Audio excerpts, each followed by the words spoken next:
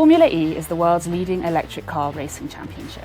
This year's season saw 22 drivers test the limits of zero-emission vehicles in 16 cities around the world, from London to Jakarta and New York to Seoul. The E-Prix is helping to drive zero-emission vehicle innovation, opening up motorsports to new audiences and raising the profile of electric cars. Earlier this summer, Business Green headed to the Excel Centre in East London to find out more.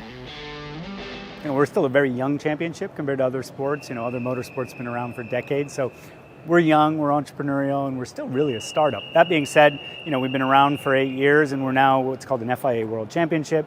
We've got manufacturers like Porsche and Jaguar and Nissan and Mahindra. We race in 10, 12 cities around the world. London, here we are in the capital of the UK. So, we've come a long way in those 8 years. Professional racing has long been a testbed for automotive innovation, and Formula E is no different to its fossil fuel forebears. Electric vehicles being sold to people today are already benefiting from innovations first tried and tested on the racetrack. So the reason to be of motorsport is to be a technological laboratory. We develop the technologies in the garages and we transfer them into the cars that you and I are driving the next day. And really that's why Formula E is such an important platform, because we were really created to advance electrification on our streets. Hence why we have all these major car manufacturers that are joining, doing R&D on their cars in their garages, testing them into the toughest and the most demanding environment, which is racing, and then transferring that so that it's going to trickle down to the rest and the wider automotive industry. Now, for the first time, we see the latest generation of electric cars coming on the road with this new 800-volt standard that is directly derived from Formula E. So it's a really big gain. It allows cars to charge at 300 kilowatts and of course have longer range. But that's the beginning. There's so much more behind the scenes on software, around the inverter, the efficiency and so on. But there's no doubt that in the near future, if you want to make a vehicle the fastest on the planet, it will be electric, there's no question. The potential of the technology is so much more exciting and so much higher. The question for us is to accelerate that transition and every year to try to improve that technology. Formula E race cars may not yet be as fast as their internal combustion engine counterparts, but they thrash them on energy efficiency. Up to 40% of the energy used to power an electric race car is harvested from its brakes. This makes the vehicle significantly more energy efficient, and it also adds an extra level of complexity to the race. See, regenerative braking is essentially is that typically when you're off your accelerator in a car, or the throttle as you might call it, the car's freewheeling. Okay, so that's basically in a petrol car, the wheels are still turning. Here the motor starts working the other way around and sends that energy back into the battery. So we are sort of sending energy which is off the forward motion which you have already generated back into the car.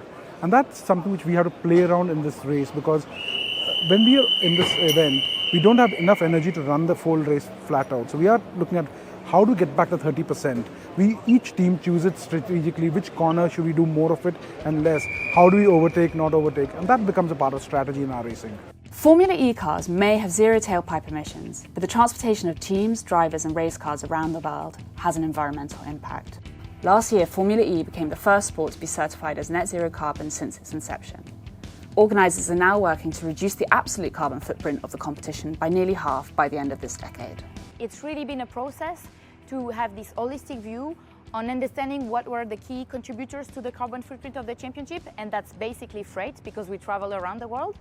Reducing it, working hand in hand with our partners, DHL, to make sure that we have a multimodal approach, we have a geographical approach, we use biofuel for the freight, and then once we've reduced as much as we could, really working with a sensible approach for the carbon offsetting, buying the best type of carbon credits in the world. Formula E is really trying to lead by example and showcase that sustainability can be powerfully integrated at the heart of the sport, but also it can be really used as an authentic way forward for the sports industry.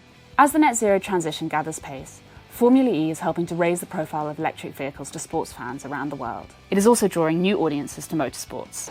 Something that I realized since the very first day being in Formula E is that it attracts quite a different audience. You see a lot more women, a lot more kids in the audience than Formula One did, especially in the past.